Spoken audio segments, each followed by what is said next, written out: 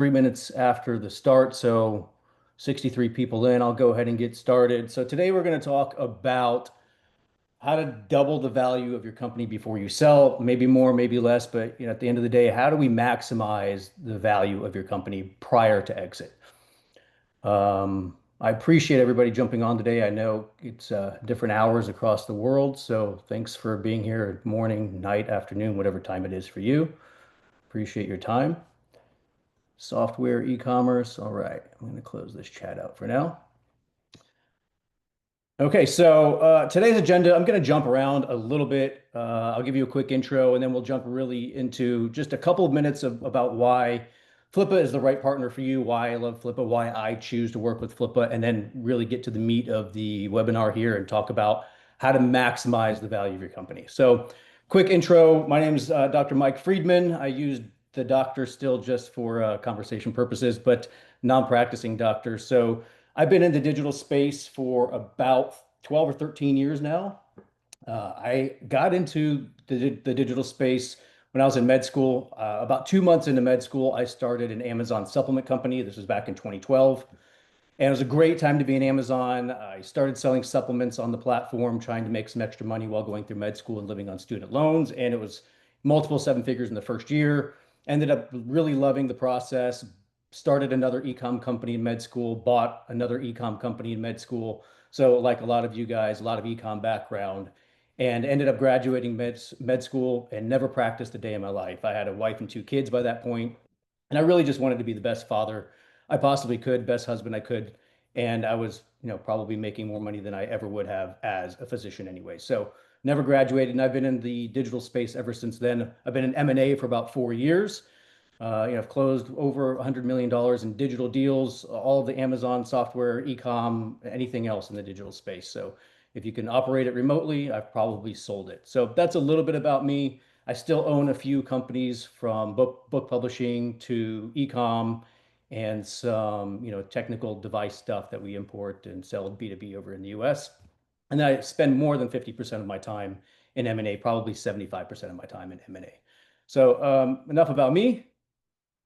Let's just talk just for a few minutes about, how Flippa can support you as a seller. So, Flippa has about 400,000 active weekly buyers on the platform.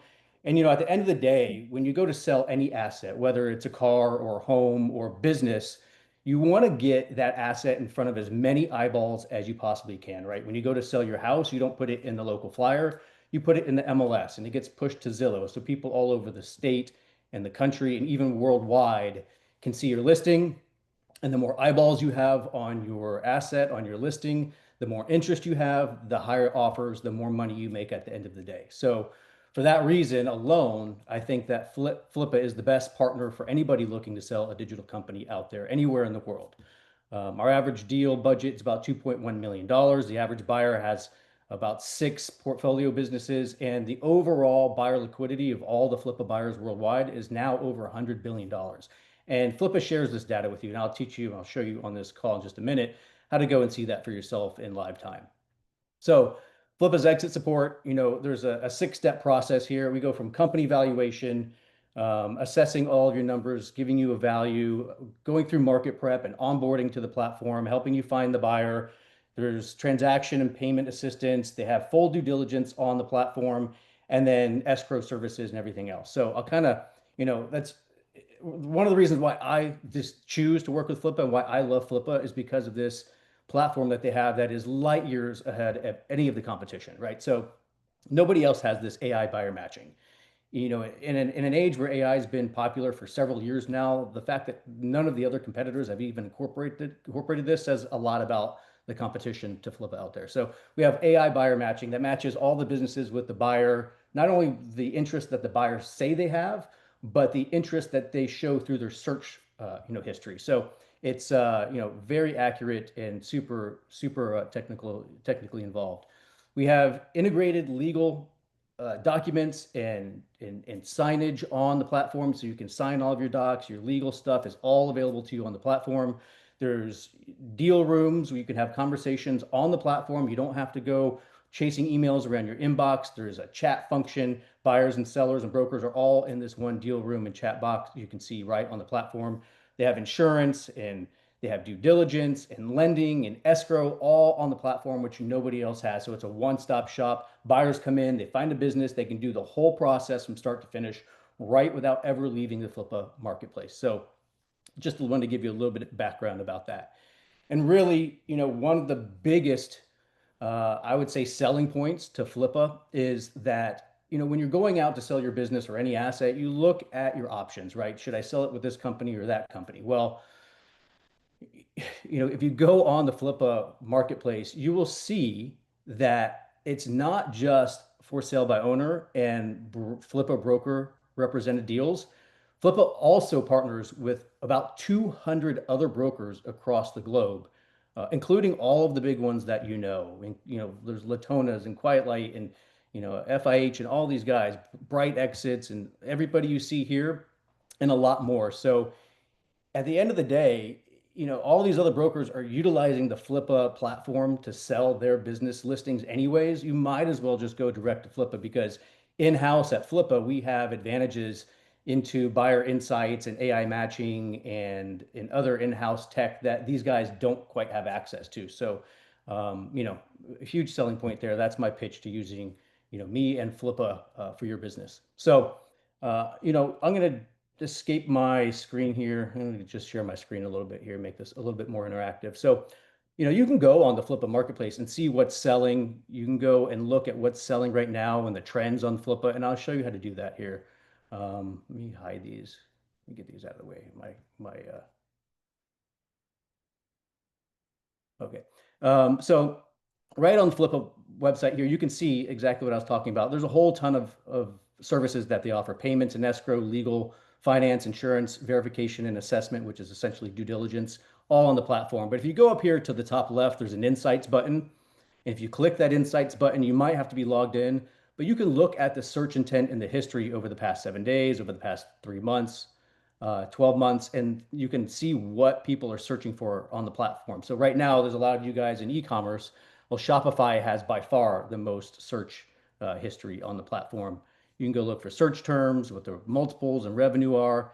And this is something that's really cool I was just talking about. You can click on all the countries around the globe, and you can see that right now there's about half a billion buyers, over 190 countries, and $101 billion in funds here in buyer wallet. Sorry, 500,000 buyers here. So if you highlight your mouse over the United States, you can see that the United States buyer budget is about $51 billion. There's buyers in Mexico at 250 million, Canada, $5.4 billion. And you can go hover around different countries in Africa and all over Europe and Asia and everywhere else. So just want to share that with you guys. I thought it was super cool. Lots of data that they shared. Nobody else is open about data like that. So having said all that, let's jump into the meat of the presentation here and start talking about how to optimize the value of your business. And I'm going to do that a little bit differently. I'm going to do this from the buyer's perspective because again, at the end of the day, when you're going to sell your company, you're highlighting your business to buyers. And so let's take a look at the business from the buyer's perspective and really understand what they're looking for and then how to optimize your business to impress the buyer and satisfy all their criteria. So, I also teach buyers how to acquire companies, digital companies, and this is a framework that I put together when I'm teaching and coaching buyers on how to acquire companies. So we'll talk about just how, what they're looking for and how to optimize this. So there's basically like 5 different things, 5 major areas of what a buyer will look at when valuing a business, right? It's data. Can I trust the numbers that you're conveying to me? It's the defensibility of the business. What protects this business? It's dependencies. What could break this business? The demand. Is the market opportunity real? And the deal. At the end of it, you're buying a business for money. So right, through all those things, make the valuation work. So we'll jump in here to data. Can I trust the numbers? This is when a buyer comes to look at your business, if you want to sell your business for professional money, you have to have professional financials. So they're going to request 3 to 5 years of financial statements. That's going to include a profit and loss statement or income statement, a balance sheet, and cash flow. A lot of times, especially with e-com, there's not a lot on the balance sheet or cash flow. It's mostly inventory, not a lot of accounts receivable or accounts payable or all these, investments and things like that. But it's nice to have it. So, spend the $500 a month or $1,000 a month, especially if you don't have it now, especially at least 3 to 6 months before you go to sell, to professionalize your books, make the P&L very clean, start cleaning it up. You don't want to be running a ton of personal expenses through your P&L. And that, when you to show those P&Ls to a buyer, you're gonna have all these personal add backs at the bottom that you're adding back to the profits.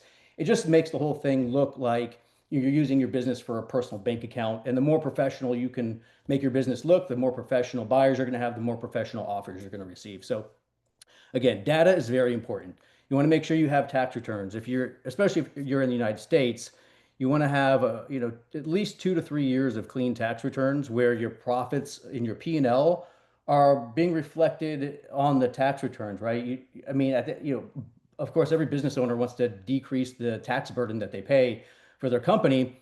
But when you go to sell the company, that can hurt you because in the US, we have the SBA program where buyers can acquire companies with 10% down, but those companies have to satisfy certain criteria. And that is, where the lenders look at the profits claimed on the tax returns, not the P&L statement.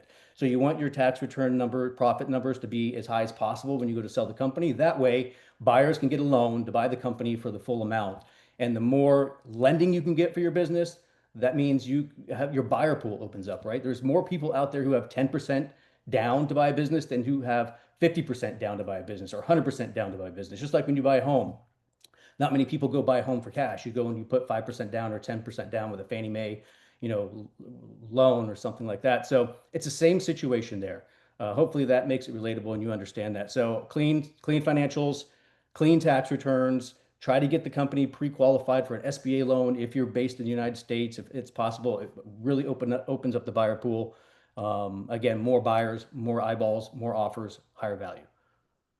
You're going to want to make sure your bank statements match everything. Go through and just clean those up. Let's just go to the next one because this is going to take a little bit of time here. So performance metrics. Buyers come through and I teach buyers to look at your monthly recurring revenue versus one-time revenue. So if you're an e-commerce company, I'll just default to this example because the majority of you are in e-commerce. Can you add a subscription to your website? Can you add a buyer's club? And I have an example here. This company, My Bee Balm, does a really good job of this. They do it a little bit differently, but if you look here, they have, and let me just check. Everybody can see my screen as I jump around through this, right? Can somebody just confirm that in the chat? I want to make sure. Okay, thanks, Chris. So B-Balm does a really good job of this here. It's not a subscription, but they have this VIP member offer here. So you can go through and add this to your e-com site. They charge 95 cents for the first month. After that, it's $10 a month to be a member, and that's converted to $10 of store credit. So it gets buyers coming in, subscribing to the product in a little bit unique way. And maybe instead of 1 or 2 orders that the average, maybe they'll get 5 or 6 or 7 or 10 orders. So it's just a way to increase your lifetime value of your customer, which helps you at the end of the day. It increases your lifetime value to customer acquisition cost ratio, which is one of the next things that people look at. As you all know, the more you can afford to pay for a customer, the more advantage you have in the marketplace of your competitors. So buyers are going to come in and look at your monthly recurring revenue versus your one-time revenue, your customer acquisition cost. How is that trending over time? If the customer acquisition cost is going up and it's just because of platform expenses, are you raising your prices, right? You can't have your marketing expenses going up over 3 years and you haven't raised your prices once. The prices need to be going up in lockstep or your margins are going to be compressed, your profits are going to be lower, and it's going to be much harder to sell a business with a lower profit margin at the end of the day. So churn rate, average order value. So performance metrics. Look at your performance metrics. Make sure those are as high as you possibly can. Add in subscriptions, add in a different, product, things like that. Traffic analytics and verification. Check your Google Analytics. Check your Google Search Console. Make sure your organic traffic isn't declining over the past 3 years. It could be a yellow flag for people who buy businesses with the intent of expanding SEO or something like that. Asset documentation. Make sure that, maybe you had a partner when you started the company and you bought them out or they left. Is the domain in your name? You don't want to have to go switching domain ownership when it's time to sell at the last minute. It just, again, raises red flags. It makes the whole process more difficult. Check your email list quality. How are your engagement rates, your growth sources, your social media accounts, um, turnover rates, software, your trade, if you have any trademarks, copyrights, patents, make sure those things are all in your name, or the business name and not in your partner's name or, girlfriend's name or whatever it was. You see all kinds of weird issues like this. So just want to bring it up a little bit. If you're supposed to be paying VAT tax, probably want to start paying VAT tax. I know a lot of e-com guys will sell to Europe and they don't pay VAT. But when you go to sell the company, right, that's going to be a huge concern for a buyer. They don't want to get involved with a company that has some legal obligation or liability there because they have, six figures in back unpaid VAT taxes. So really just make sure that, all your filings are caught up and everything's clean as you possibly can. And then the second major area is defensibility. What protects this business from competition and time? So this is going to be competitive moats, market position, long-term sustainability. So what competitive moats do you have, right? This is like the Warren Buffett perspective. He's huge on these competitive moats. So does your business have any recognition, any reputation, any customer loyalty, any brand equity? Do you have any unique technology or patents or formulas? If you have suppliers or vendors, do you have exclusivity with that supplier or vendor?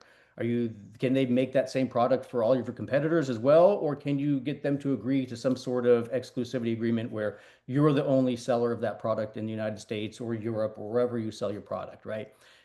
Just tighten that down as much as you possibly can in preparation for an exit.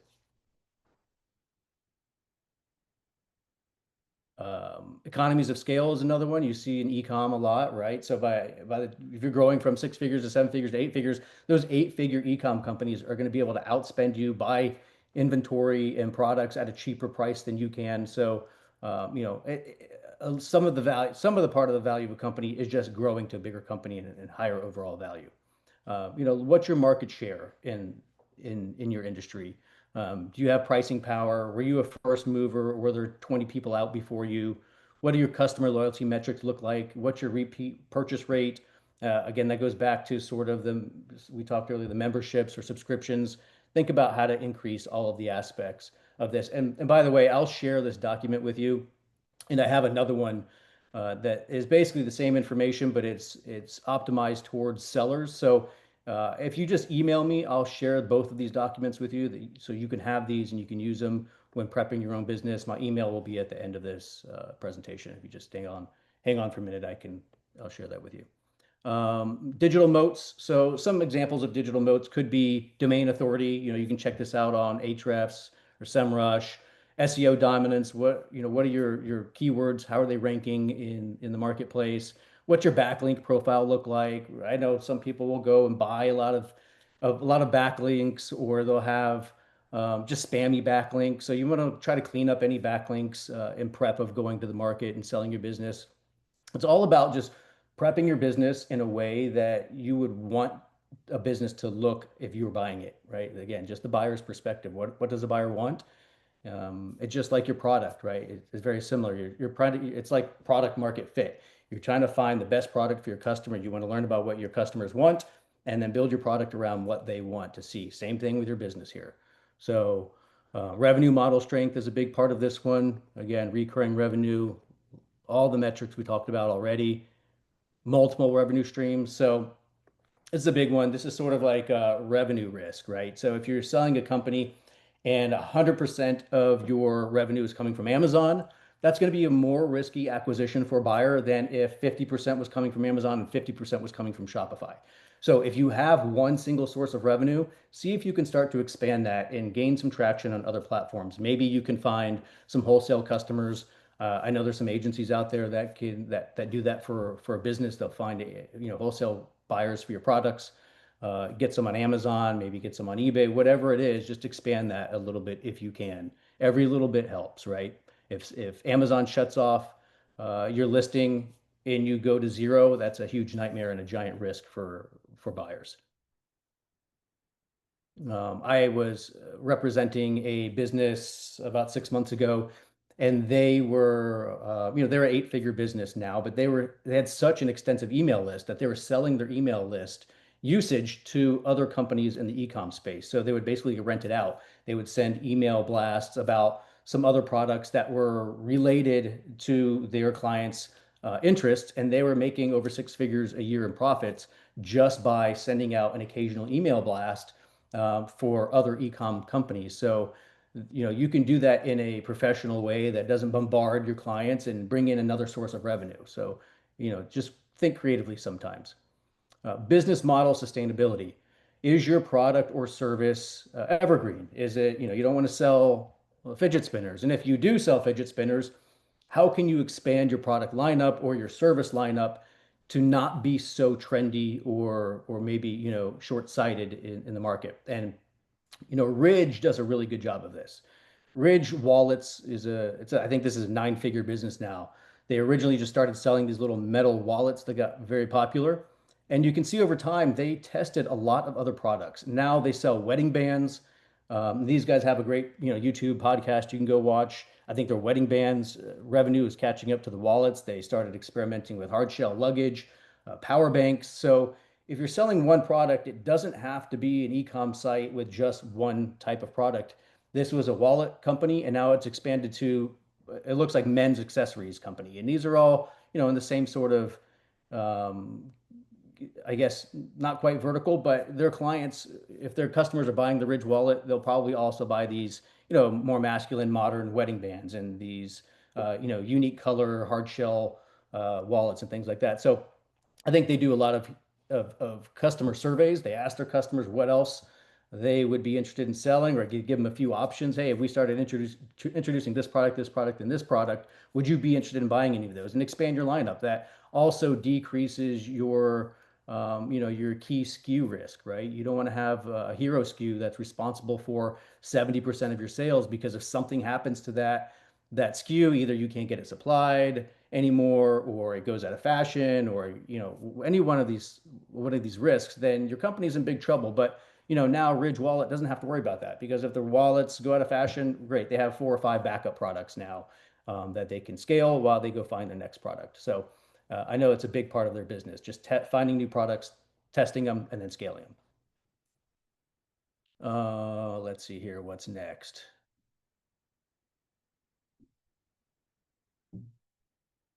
So low maintenance, again, we're in the business model sustainability. Is it a low maintenance? Does it require a ton of innovation to stay relevant?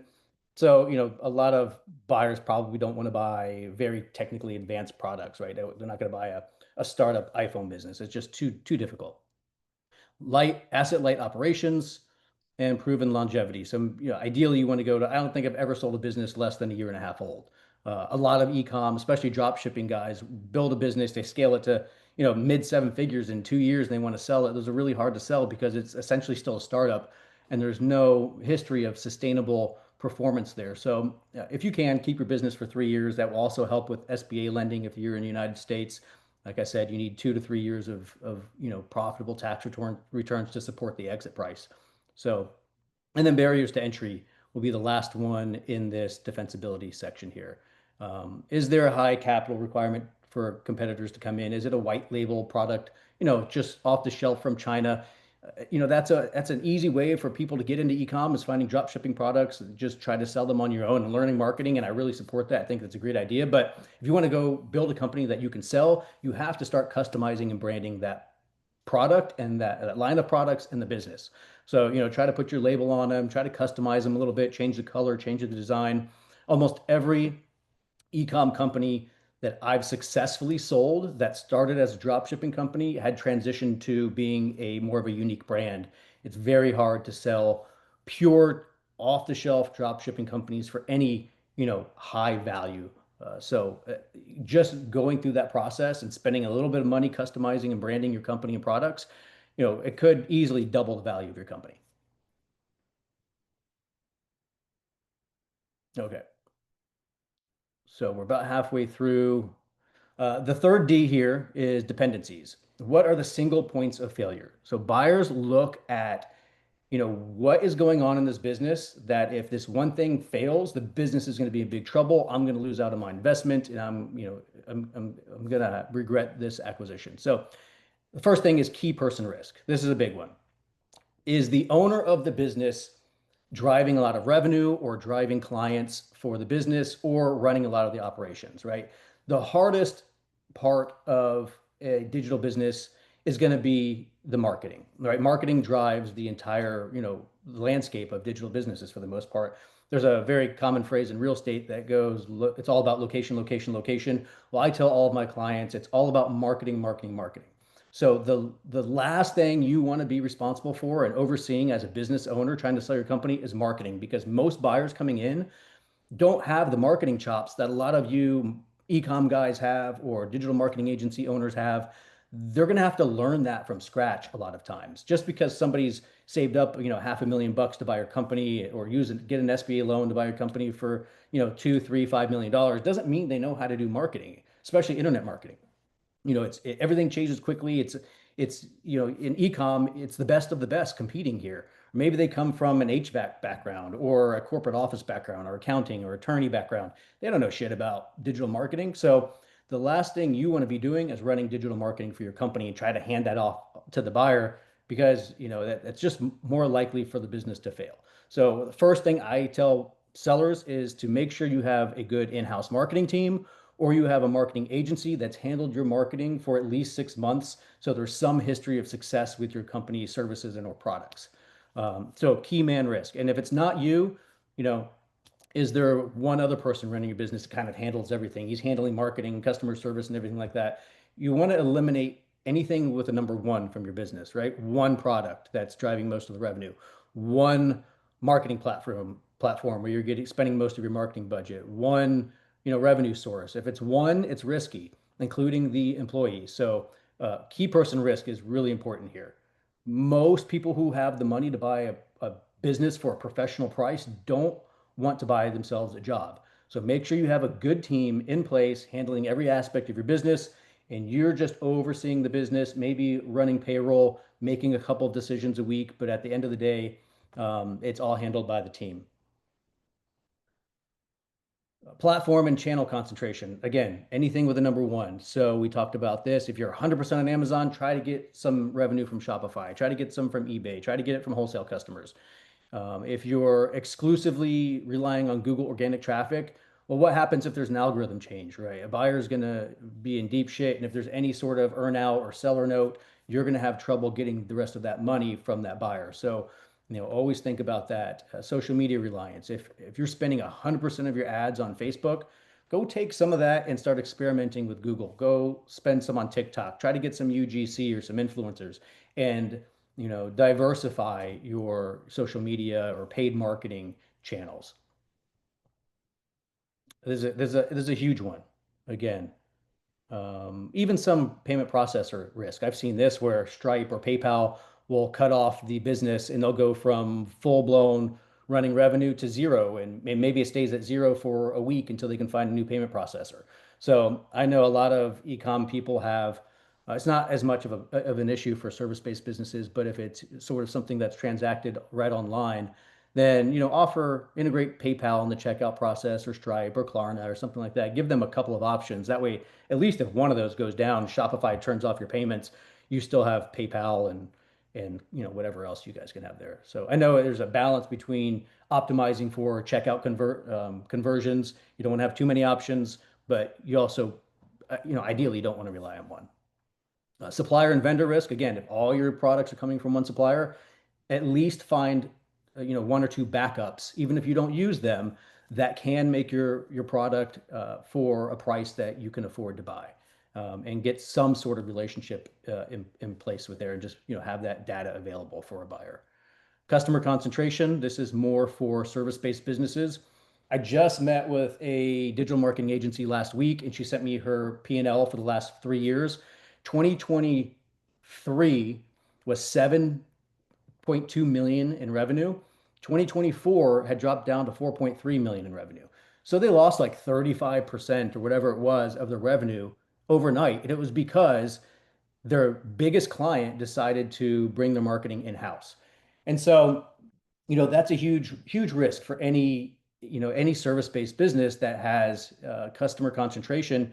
Nobody wants to buy an agency where, 30, 40, 50% of the revenue comes from one client, because there goes their entire profit margin if that happens. So, as a business owner, you're never going to turn away huge clients, but what if you're onboarding big clients, what you should do there is take at least half of those profits from that big client and immediately start running more marketing and try to onboard additional clients. You don't want to, just think that you hit the lotto with a big client and start buying yourself Lambos.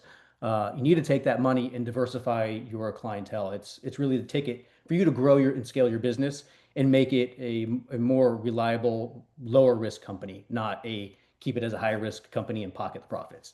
If your goal is to sell the company, if your goal is just to take cash out of it, then it doesn't really matter. But we're talking about how to increase the value of your company, because when you go to sell it, you get a multiple of the profits, right? You're not just putting the profits in at a one multiple in your pocket.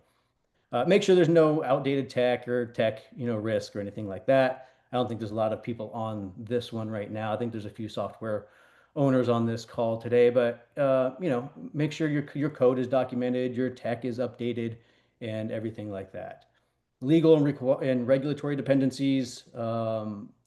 Some companies could have supplement companies. Make sure you don't have any claims that violate FDA rules and regulations or FTC. I know there's some sort of marketing tactics that are a little bit pushy that e-com companies can have about countdown timers and things like that. Well, the FTC has come after some of those. So, just look into that a little bit, weigh your options on that, and you have to decide as a business owner, is it worth really pushing the boundaries of what's legal for marketing, or is there some risk of them coming after you or your buyer? And buyers are going to see that as, maybe gray hat, maybe black hat, and just a little bit higher risk of a business. If it takes, gray hat marketing or black hat marketing to make this business successful and profitable, this is probably not the business for me, is the perspective of most buyers. And I know some of this advice hurts your profit margins, it hurts your profits at the end of the day, but remember, again, you're going to sell your business at a 3x of profits or 4x of profits or 5x of profits. So even though your profits will be lower by, maybe potentially lower by eliminating some of these gray hat marketing tactics, you're going to get a higher multiple of the profits at the end of the day when you go to sell it. The fourth D is demand. So just to review real quick, we have the data. Can I trust the numbers? We have defensibility. What protects this business from competition and time? So evergreen types of products and services. Dependencies, single points of failure. Anything with a one is risky. Eliminate the one. And then the fourth one is demand. Is the market opportunity real and is it growing? So a huge part of the success of a business is going to be due to the success of the industry. It's hard to start an AI company in 1972. Today, you can start an AI company and it seems like everybody's successful. So, if you're in an industry that you think is starting to slow down or could be, put out of business by AI or some other tech change or trend change, think about how to diversify your services and products to escape that risk, right? So we talked earlier about how Ridge started with the wallets and then they went to all these other products to expand their product lineup and remove any SKU risk. You can do the same thing. You can't change the industry, you can't change the market, but you can change your business. Don't be like Blockbuster and not adapt to the industry. You wanna change and zig when the market zags.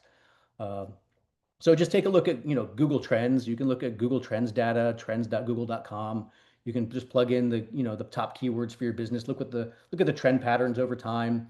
If you were getting into like the ice plunge baths in the last couple of years, that is obviously a trend that exploded in the last 4 or 5 years or so. So if that's your product, how can you diversify your product lineup in related areas to find some products that may stay in fashion longer than the cold plunge buckets or whatever those are. So just think about that a little bit.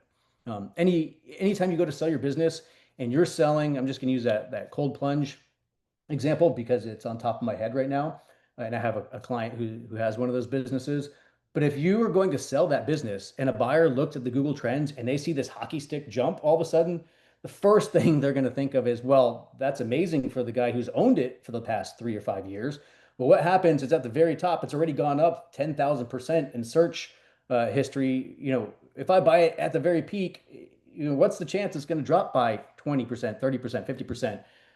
And so nobody wants to buy a company like that for the most part, unless they have a group of companies with associated products that they can then promote to their other brands. But for the most part, you just want to expand your product lineup.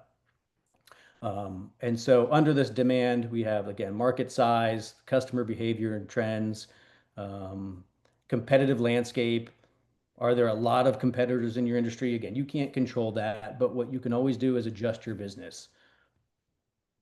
Product market fit. Again, you already have a product, you already have some customer satisfaction, you already have reviews. If you have negative reviews, go to Trustpilot and try to, respond to all those negative reviews, try to reach out to those customers, fix whatever issue they had and get them to try to at least revise the review. I mean, that's one of the first things I see buyers do is they'll look at the company, the listing, then they'll go search the name on Google and look what kind of reviews it has. They'll look at Reddit and they'll look at Trustpilot and things like that. So it's hard to sell a business with a ton of negative reviews, even though we all know that most buyers never look at the reviews before making the purchase unless it's a high ticket item. They really just go there to complain and bitch about the product didn't come in time or customer service took too long to get back to me or whatever it is. But again, try to clean that up as much as you can.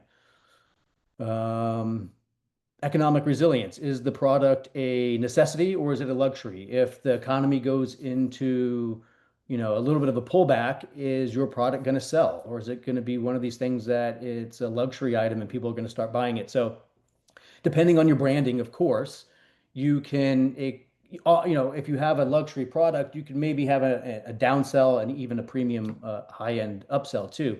So maybe have a product that's in a price point for all of your potential clients across the financial range there. Same thing for services.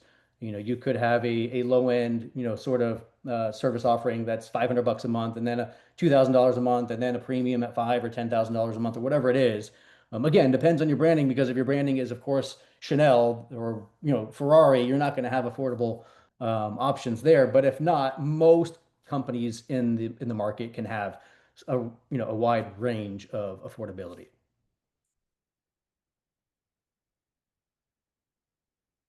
Let's see here. So all that's related technology. Again, just think about AI, automation, platform evolution, emerging technologies. Oh, you know what? I talked to a marketing agency the other day that's really handling this well. So this is a digital marketing agency. They do user-generated content, influencer marketing for companies.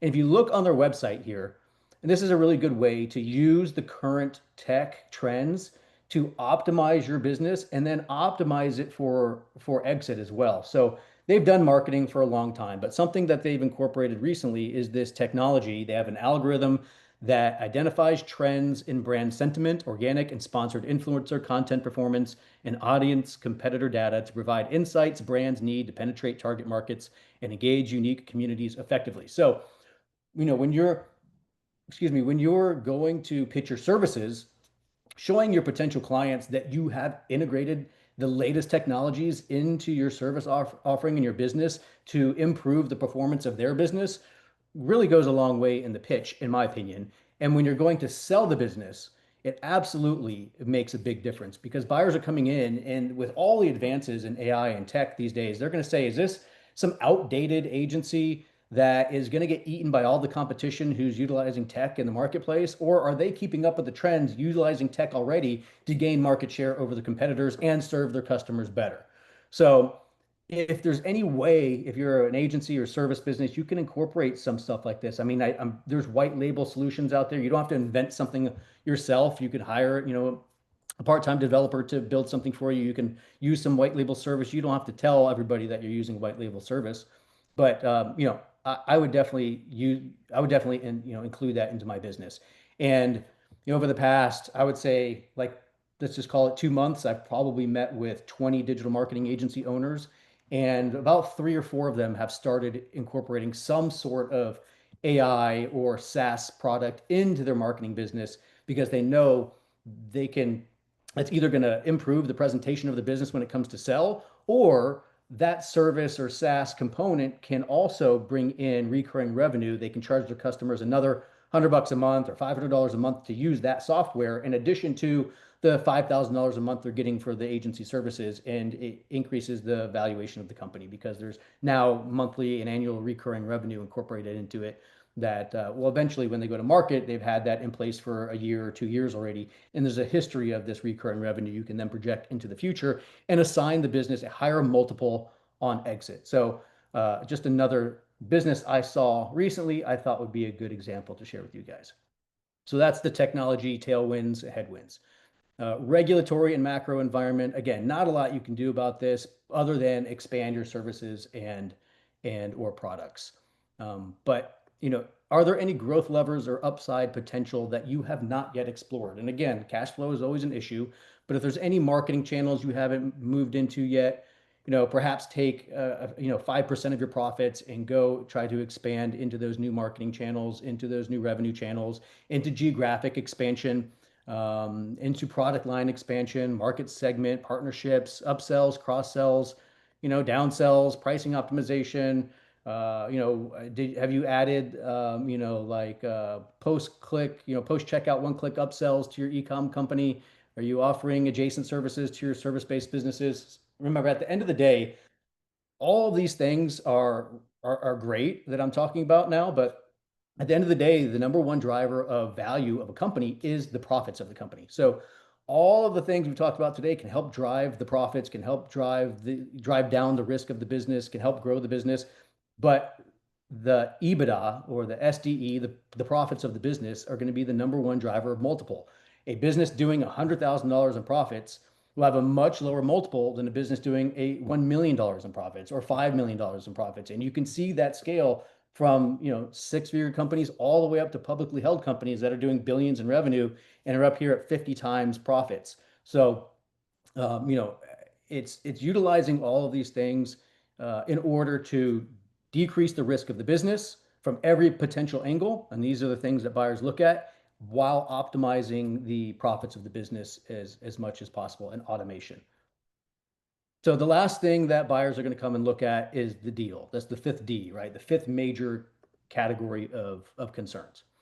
And this is going to be just the overall valuation from a buyer's perspective, the deal structure, the financing, and the transaction execution. So you're in opposites of the buyer in valuation. They want the lower valuation, you want the highest valuation. But there are things you can do in deal structure and prepping some of these financials to help you with, to help you in this area here. So, there are a lot of ways to finance an acquisition. As a seller, sometimes you want the highest cash at close, sometimes you want the highest value, right? So think about including some seller financing, offering some seller financing for your business if you want to increase the value of your business, right? Because again, the less cash down you need at close, the higher valuation you could potentially get. And I looked at this the other day. So in the United States, the SBA loan, they offer, you can put 10% down to buy a business. It's financed or amortized over 10 years, and the interest rate is about 11%. And over 10 years at 11%, that SBA loan adds about 64% to the cost of the business. So you end up paying 64% more for that business if you utilize a loan. And of course, most buyers need to utilize a loan because not everybody has $3 million in cash. They would want to prefer to put down $300,000 to buy a $3 million business. And if they had $3 million in cash, they probably don't want to put it all down on one business that they know nothing about for the most part. So if you can offer seller financing, you get to act like the bank. Seller financing and a seller note is a legally binding, it's a legal binding document, just like anybody would have with a bank that's enforceable. And you get 6% or 8% or 10% or whatever you negotiate for your business over time. So you not only get a higher value, but you then get interest just like the bank would get interest too. So if you offered, just as an example, as an extreme example, if you offered to fund the company acquisition like the SBA would, then you would get 64% more value for your company. I'm not saying do that. I'm not saying you want to do that, but that is an extreme example. So there might be some good middle ground there for you guys to consider to increase your valuation. And the same thing goes for earnouts and things like that. So just think about that. You'll definitely get a higher multiple, higher total value for your business if you're open to offering some amount of seller financing. Um, yeah, I think we have about 12, 13 minutes left. I was trying not to take up so much time, but I'm going to I'm going to open up to some Q&A here. So just to review that, let me see what else I have in here. Yeah, so just to review that again, to go over it. So five major areas that you can improve your business on apart from higher profits, right? It's the data. Can you trust the numbers and all the metrics of the business? It's how defensible your business is from competition and time.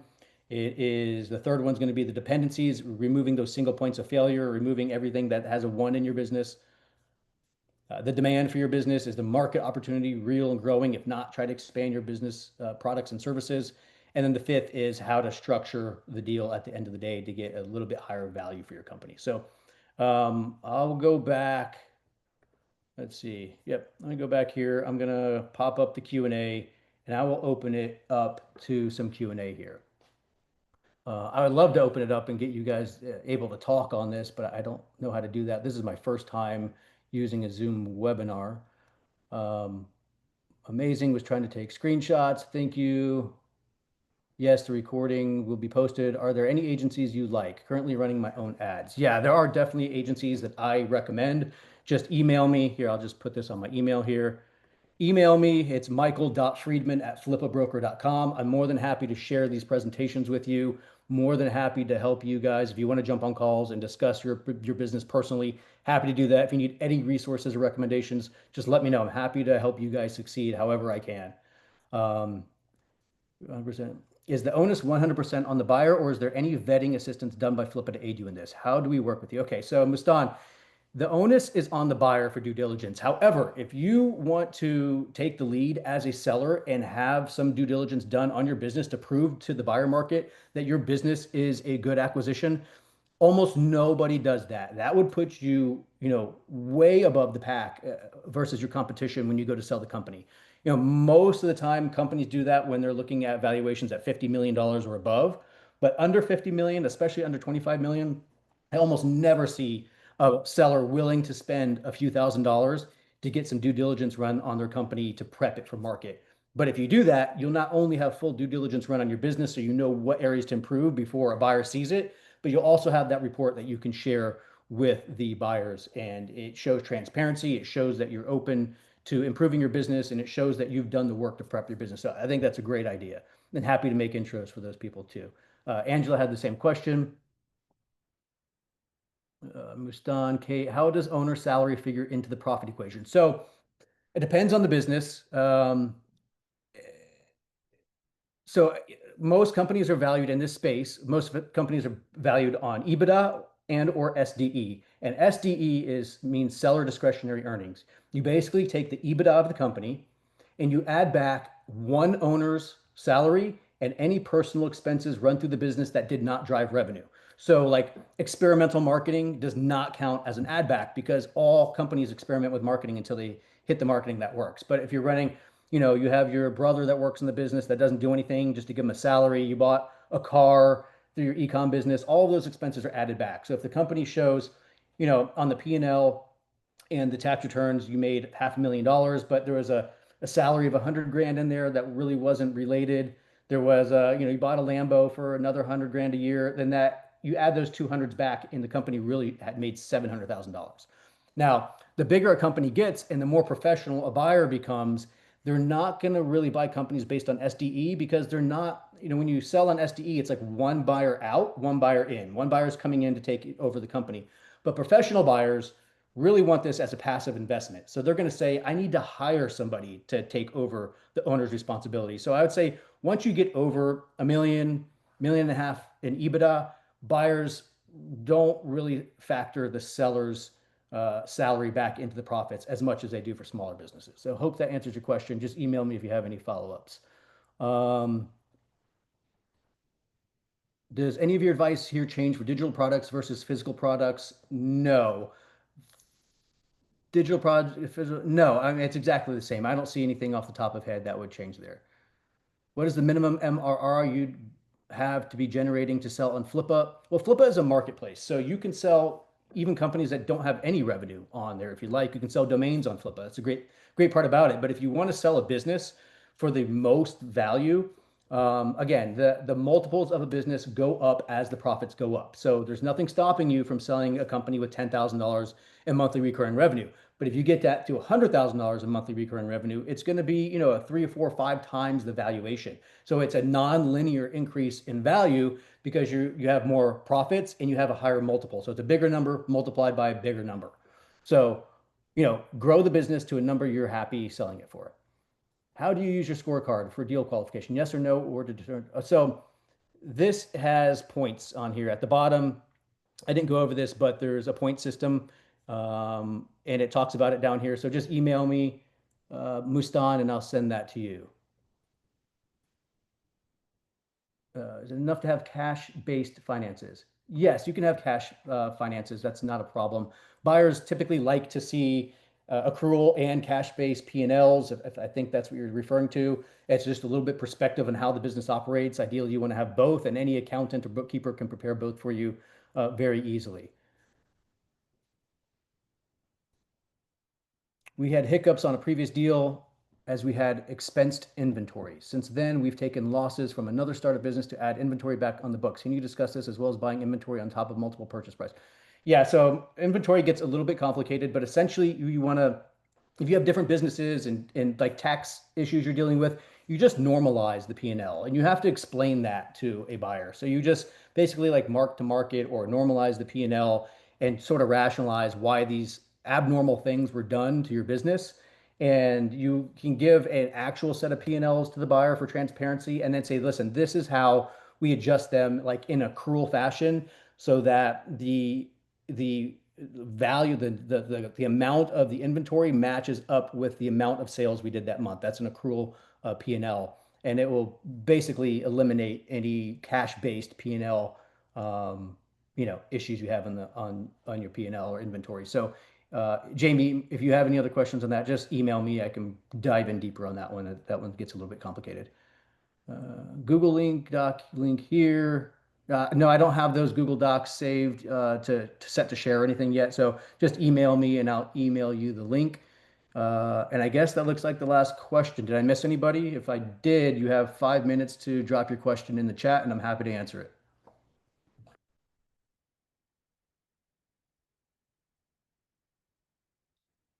Thoughts on buying versus starting new? Yeah, I mean, look, the failure rates on starting a business are between 70 and 90%, depending on what data you're looking at and what type of business you're looking at.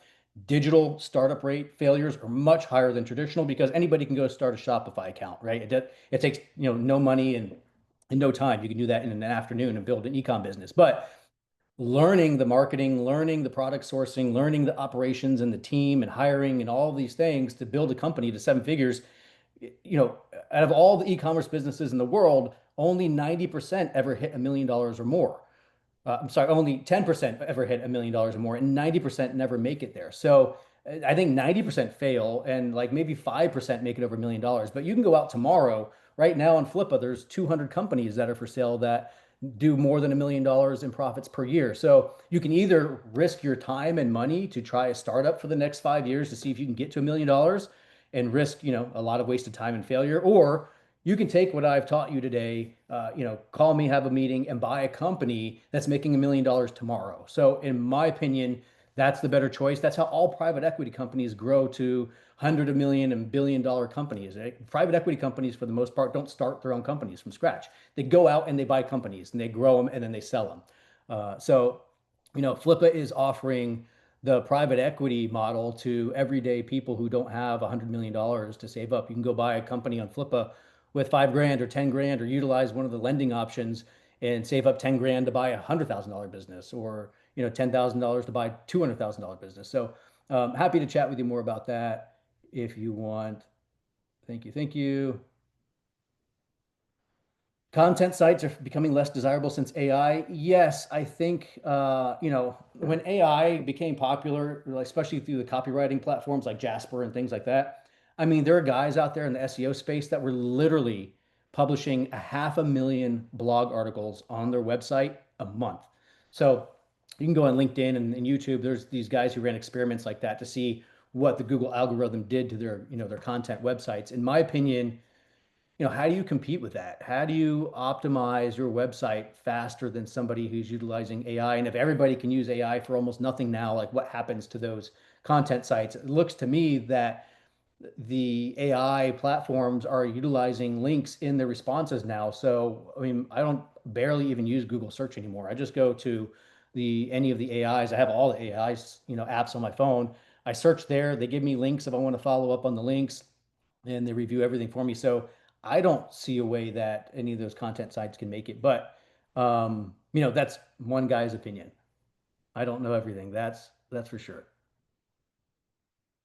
Email on the screen is right here. Michael period Freedman at flippabroker.com.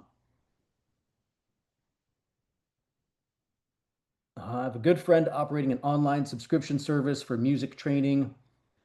He is over $100,000 annually. Do you have any tips for him to optimize his business valuation? Yeah, I just went over 100 of them. Share the document. Hey, just email me, John. I'll send you the document link. You can share that with him. Go through it. Happy to jump on a call with you and your buddy to discuss it more. So do you think that content sites are not worth purchasing? It depends on the content site, right? I mean, it depends on how they're building their content. It depends on the history of the company. It depends on some of these market outlooks into the industry. I don't, I've never purchased a content site, so I'm not quite sure how to approach that. But I think if you just dive into them like individually and use the things that I've covered today as like a buyer perspective when you're going to acquire companies, you'll definitely be a lot better off. I think a lot of people are scared of those now, and sometimes when there's blood in the water, those are the best times to buy, quoting Warren Buffett again. So I wouldn't exclude it, of course. There's a deal to be had for any amount of money, and it depends on how much they want for the business too, right? So even a bad business can be a good acquisition for the right price. It just depends on the situation. All right. So appreciate it, Jennifer. Appreciate John, everybody who asked a question. I'll take this last one and then we'll jump off. Key man problem. I know I'm known in the industry and customers come to our sites because I'm there. What's the danger of passing off my tasks to a lesser known individual? Well, Robert, I will tell you, there is less danger there than passing it off to an owner that's outside your company coming in new. So you need to take that risk off the buyer, right? I mean, just think about being a good human also. Like if you're going to sell your company, you really don't want to put that risk on somebody who just gave you their life savings to buy your company, who probably has a family to support as well. So try to cover that risk, eliminate that risk internally, prep the company in a way that it's going to be less of a risk for that buyer in the future. So I would definitely do that now.